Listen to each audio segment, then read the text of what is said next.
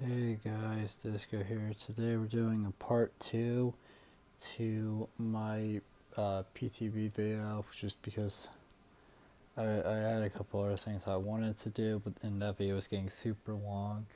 But yeah, this is, funnily enough, my second attempt at this video. The first one I ran out of space because part 1 was still uploading, and that was eating up a lot of space on my camera, I guess. But yeah, so today we're going to, well, I was going to show off her as the background thing, and pretty cool. And then I'll obviously show off the animation, which is interesting how she spawns in. And so what's interesting about the weapons, I have her in the standard one, like she's all standard, of course. She doesn't have like the other weapon, the prototype. But what's interesting is they look very different in the pictures. You equip them and they look exactly the same. That was something that I thought was interesting, and I was looking at it a bit closer. Unfortunately, I cannot actually play against like bots on account of, how I'm having to keep, how I'm doing the camera. But I was gonna show you guys the map. So the map is Shelter Woods, and it's super blurry, but is there a way I can? There we go. It's a lot better now, but that's what it looks like. It's pretty cool, honestly. Pretty cool. And it's considered the Macmillan Estate map, which is interesting. And so how I'm going to do this is we're going to go from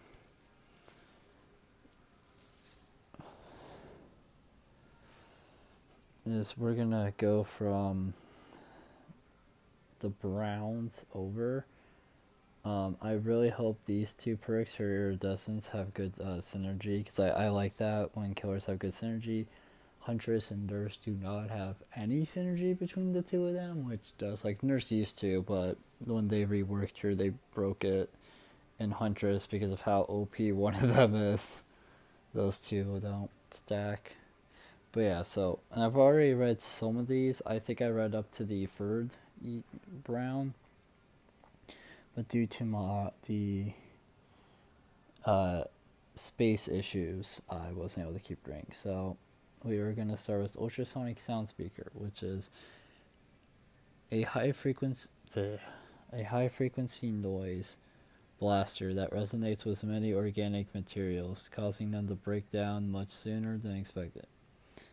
Survivors with a claw trap destroy pallets when fast vaulting them. So basically, you have that claw trap thing, whatever that is, on you. You fast vault, pallet broken, just like that. And it says when fast vaulting, quad traps with an empty battery gauge are destroyed when fast vaulting pallet. So you fast vault a pallet while it's empty. I don't know if there's a way to know if it's empty or not, but if there is, you fast vault when it's empty and it just destroys, I guess. Now we're on high power floodlight, a sudden and overwhelming light that discombobulates anyone foolish enough to approach. Survivors in a drone's active zone suffer from the blindness effect. This effect lingers for 15 seconds after leaving the area. So basically, the drone is actively looking, not doing its like idle sweeping scan, and the longer you're in there, and and it gives you blindness if it finds you, and it lingers for 15 seconds after you leave. Interesting. I mean, blindness can be bad, but like a lot of times that I'm playing, I don't really notice the blindness. I mean, it is a detriment, but like you play for a certain amount of time, and it, you kind of just ignore it. I get, not really ignore it, but you know what I mean. You get more used to it. The high current upgrade. A wider cable with low resistance that allows faster recharging of batteries. Decreases the active drone cooldown, returns to. I'm not sure what that means exactly. I'm assuming that means you can use the ability again 10% faster, like in the sense of placing like sending out a new drone. But I'm honestly not sure. It is kind of confusing wording. And then we have Adi Valente #1, an original copy of the first issue of Adi Valente, the comic her father made when Adriana was a child. Survivors in a drone's active zone suffer from 20% smaller skill checks as affecting for 30 seconds after leaving the area. So basically, the drone is actively looking, and if you're like there, you now have 20% smaller skill checks. I could see that being a good add-on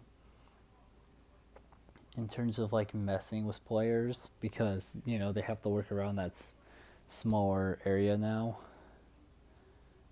I'm not entirely sure what that would make 20% like smaller would look like, but I can really compare it to a unnerving presences. Smaller gaps, I wonder if it'd be like that, or I'm not sure. And then we have stereo remote mic, which is an upgrade that allows increased three-dimensional audio tracking.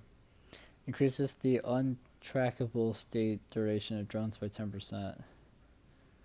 Not entirely sure what that even unhackable state duration. I don't know what the unhackable state of drones even means. I'm assuming that's like I'm assuming that's the unhackable state means that survivors can't like destroy them or mess with them. But yeah, that's a little confusing to me as someone who knows nothing about the new killer, like at all. Shotgun speakers, capable of directing high frequency noises in a single direction over great distances. The drones can focus in on one individual and distract them from danger for some time. What? Survivors in a drone's active zone have no skill check warning that's affecting 15 seconds after leaving the area. Okay, so this one is, instead of making them smaller, oh god, that's a deadly combo. You make them 20% smaller and you also give them no skill check warning. That sounds deadly. I wish you could do that on like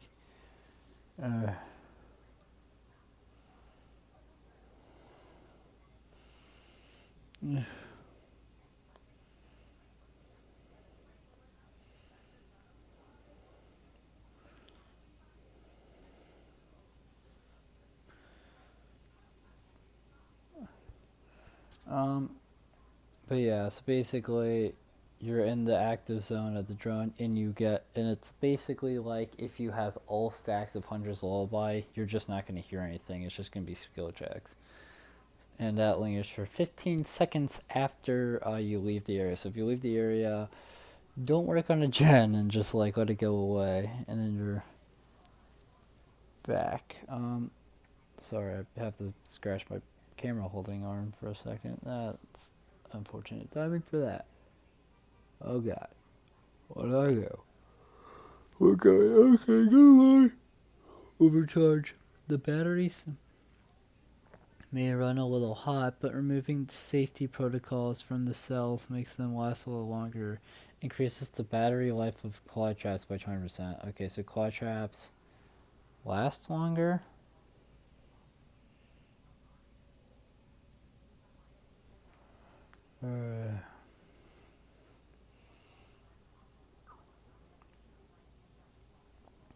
Low power mode. By intermittently powering off and on non-vital components, the drone can stay on for longer. Increases the duration of the drone's active mode, returns on. So they stay in the active mode 10% longer. That's alright, I need to respond to this real quick.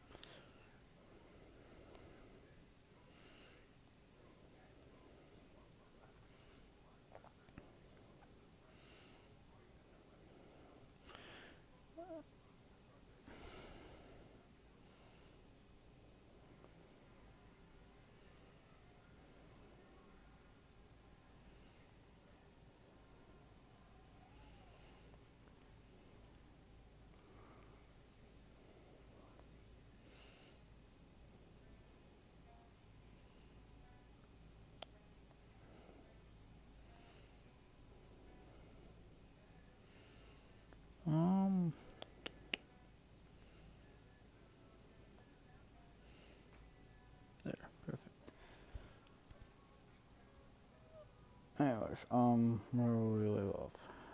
The U.S. helicopter. Adaptive lighting. The drone takes account of the surrounding area and casts lights in a bewildering manner that obscures movements. What the hell does that mean? It increases the lingering duration of the undetectable status by 20%. So you stay undetectable for 20% longer after you leave. Okay. That's interesting, honestly. I'm not saying it's bad, just interesting. Vital targeting processor. I read that as progressor, and that made 0 sense. An additional process in the drone's programming more accurately predicts the weaknesses of potential path, increases the speed at which lock-on builds up inside drone active zone by 10%. So basically, the lock-on, which makes them exposed, goes 10% longer. That's interesting, honestly. It's pretty nice, though. That sounds nice. Powdered glass. Once used on the strings used for battle kits. Once used on the strings used for battle kites. Oh my god. There's a reference to the survivors right there.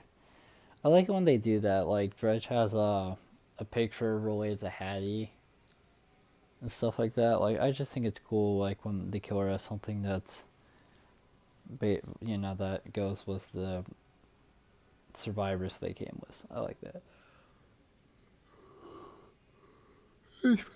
Glass took on a much more nefarious purpose on her blade. Claw trapped survivors you hit. Okay, so the survivor has a claw trap and you hit them. Right? Claw trap. Claw trap and you hit them. Right. You got the claw trap and you hit them. You now suffer from the hemorrhage and mangled status effects until fully healed. That's interesting, honestly. Not bad. Not bad. The loose screw. A bone-chilling, rattling emanates from the drone. And it seems like it takes, seems like it.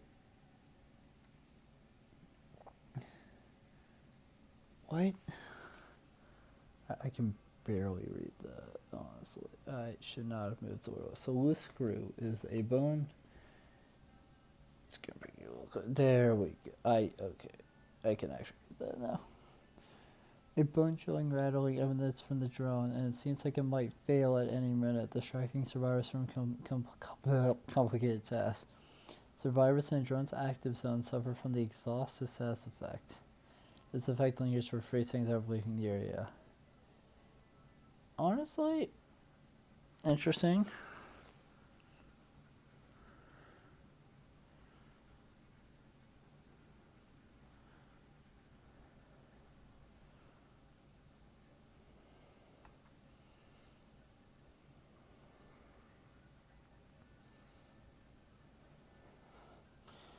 Infrared upgrade. Heat detecting cameras focusing on high stress individuals with pinpoint accuracy. Anytime a claw trap is removed, the survivor's aura is revealed for 4 seconds.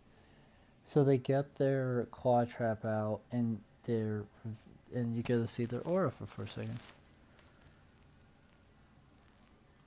That's interesting.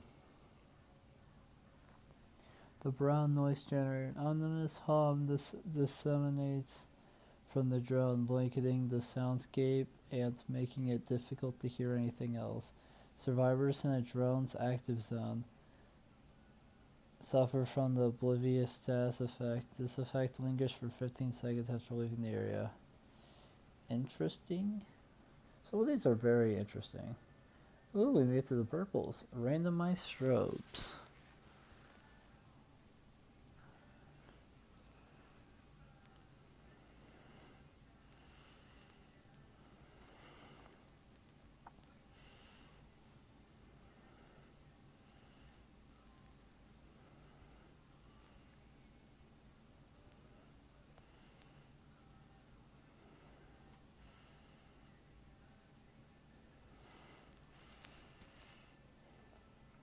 The randomized strobes. Lights flash randomly on the ground, making it harder to find.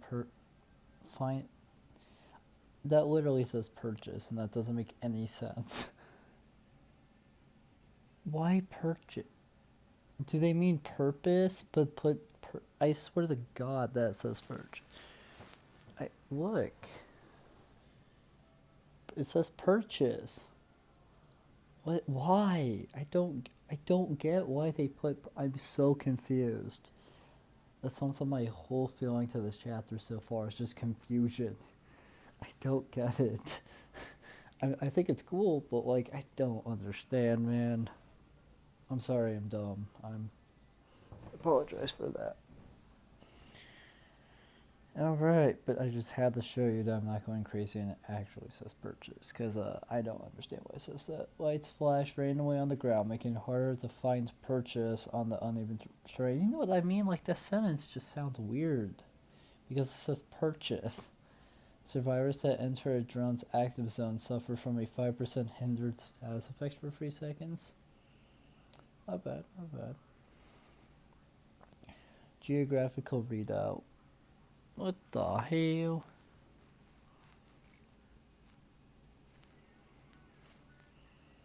What the hell is a geographical readout? Something about haste is all that I've gathered. Alright, let's read. The drones generate and communicate a detailed three-dimensional map of the terrain, making traversal easier. While in a drone's active zone, gain a 2% haste status effect and a 15% action speed bonus. Okay. Let me get this straight. So you're in the drone's active zone as the killer, obviously.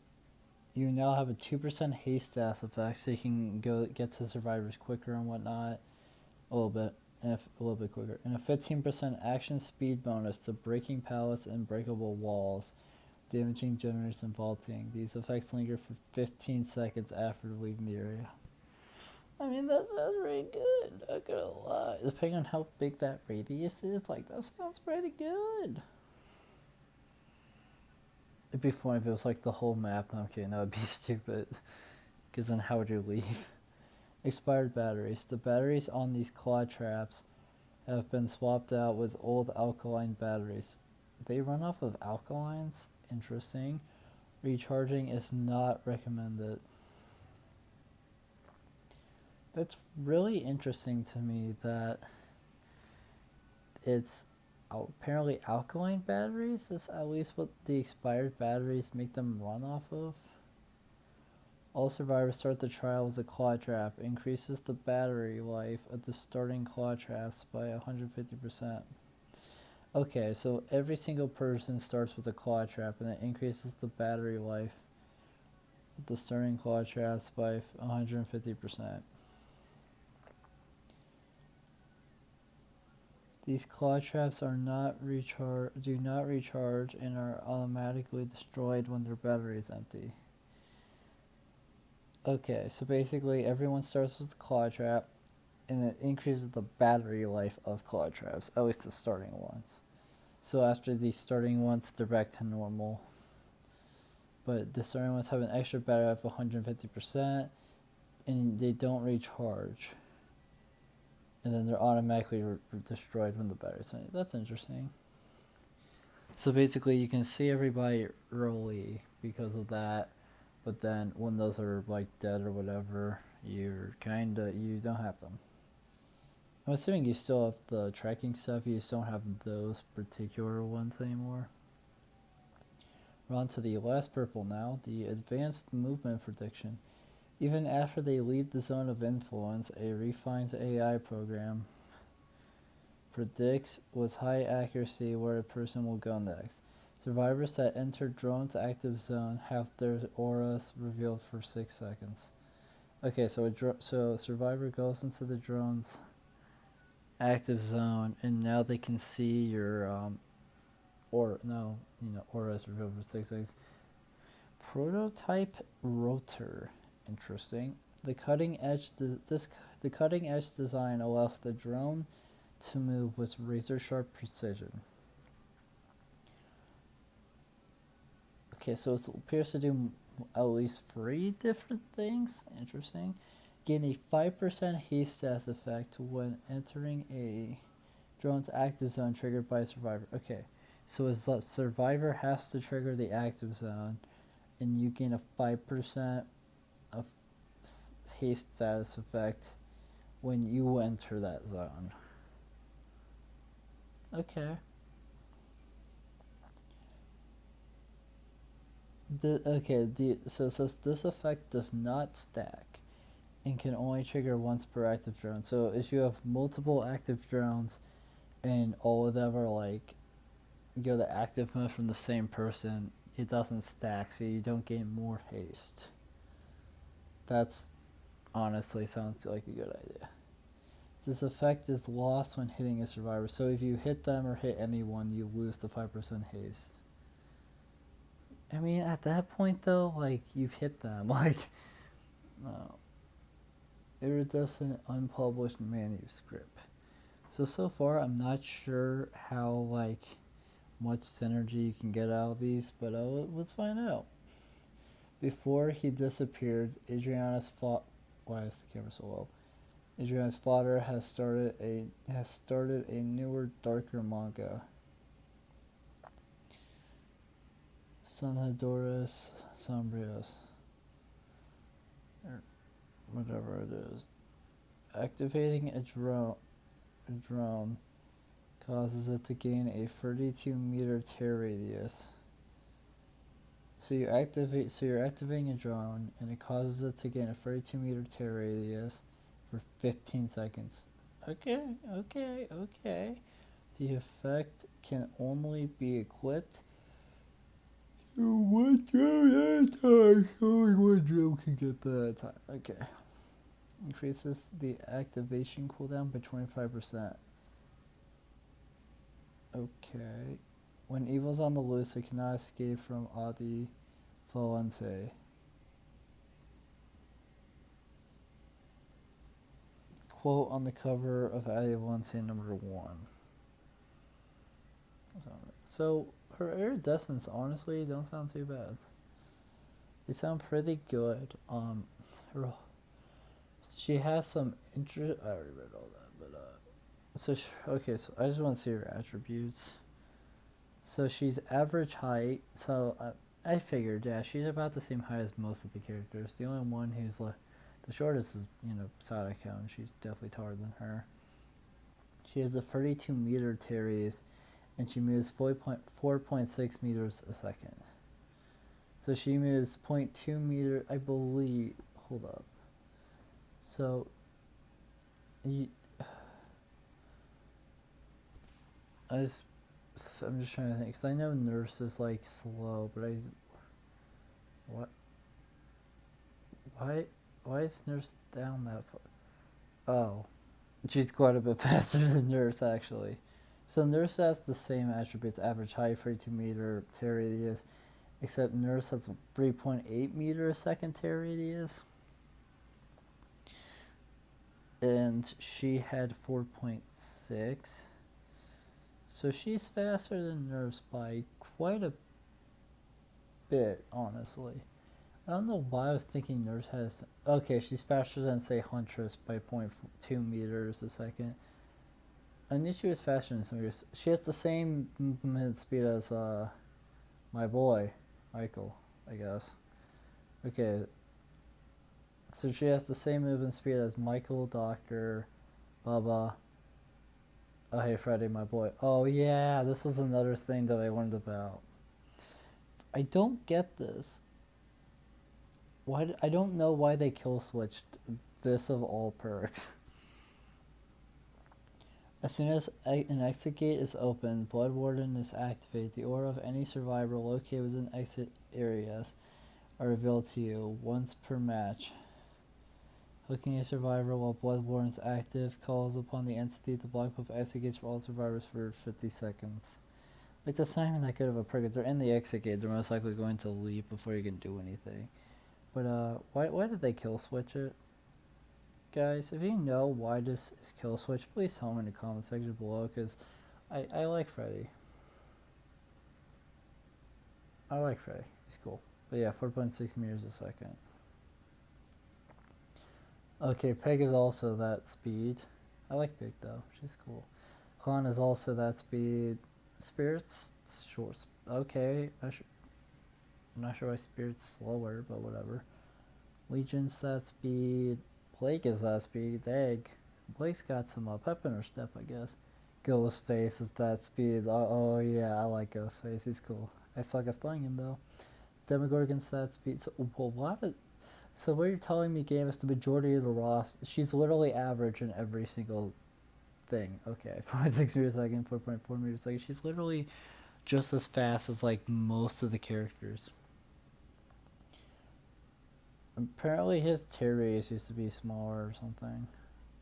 But he's 4.4 meters a second. Pyramid Head is 4.6. Blight is 4.6. Twins is 4.6. Trickster's 4.4.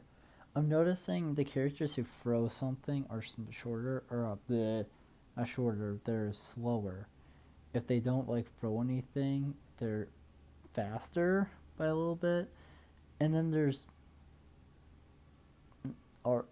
Nurse, who 3.8 is by far the slowest. But we already knew that.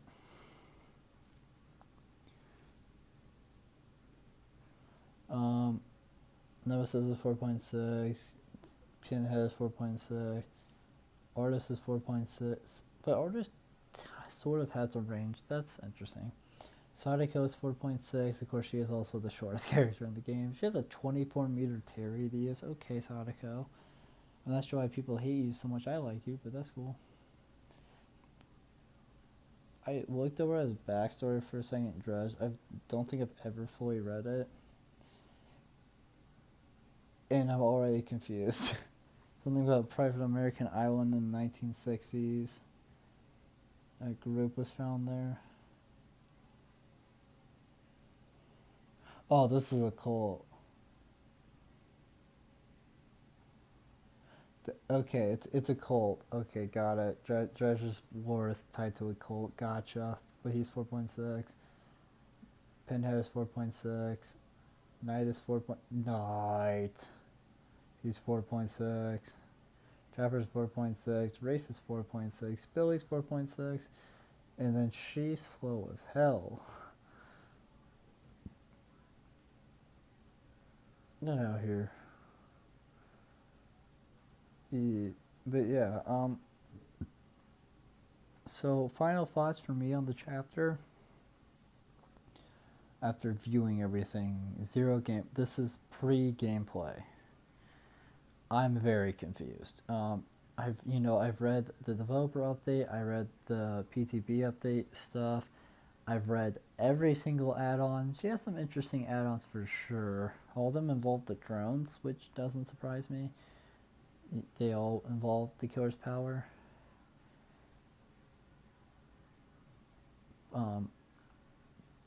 Her design is weird. I'm not entirely sure what's going on with her design. It's not bad though, it's just I'm not used to it yet. I'm not really used to them. This PTB feels weird for me because my first ever PTB of like, I think was like Wesker was my first PTB of even playing, but like Sadako and I think Dredge's PTBs we have videos on. And we have videos on the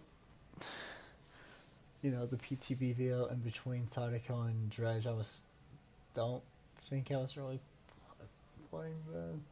And then we did the mid-chapter PTB in between Dredge and Wesker, and then we did Wesker, and then we did the in between the mid-chapter PTB in between Wesker and Knight, and then we did the mid-chapter Knight, and that was it until this one. The reason we did not do the mid-chapter in between this one and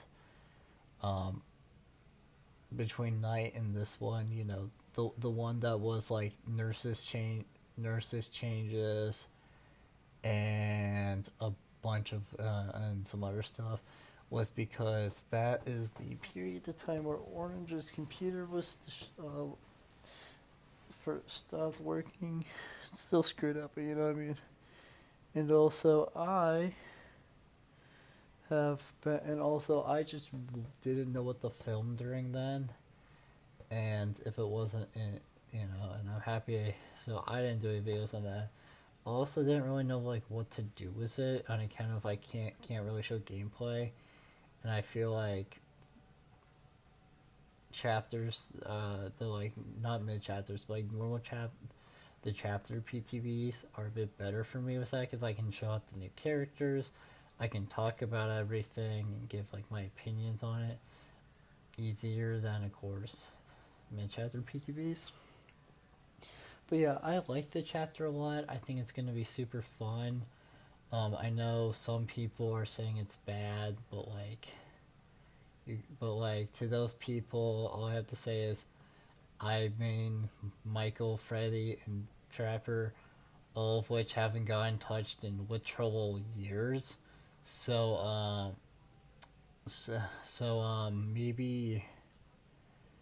maybe just think about us for a second, like, and how us players who play bad characters feel, because we're waiting for I'm waiting for those three characters to get touched again. I really want Michael to get touched and get some type of buff or something. I wish Freddy would get buffed. I feel like he really needs it. I mean, the teleporting to gens helps, but like he's still so bad. I'm very excited for him to get buffed, and then Trapper, our Lord and Savior.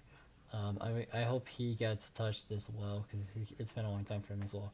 Sadako also hasn't been touched in a while, so I hope she gets.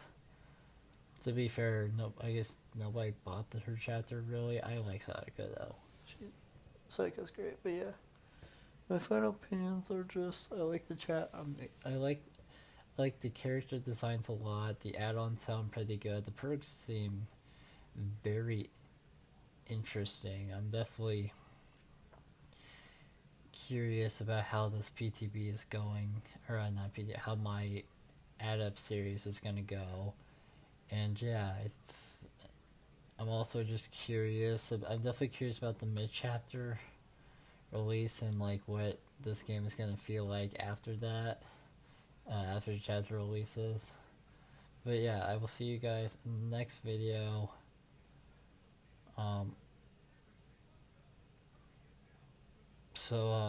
You make sure to do all the algorithmic garbage, like, comment, subscribe, share the video, ring the bell.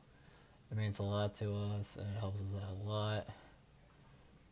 Continue to pray for Orange's computer because it's still broken and he is also sick, so pray for his health as well. And yeah, I'll see you guys in the next video. I doubt it would be a PTB video, but if my idea works out, then maybe I'm at least gonna play against bots. See how that goes, because I am not ready for actual players yet. I have a long way to go before I'd be able to that. Also, I don't want to wait that long because it takes literally forever.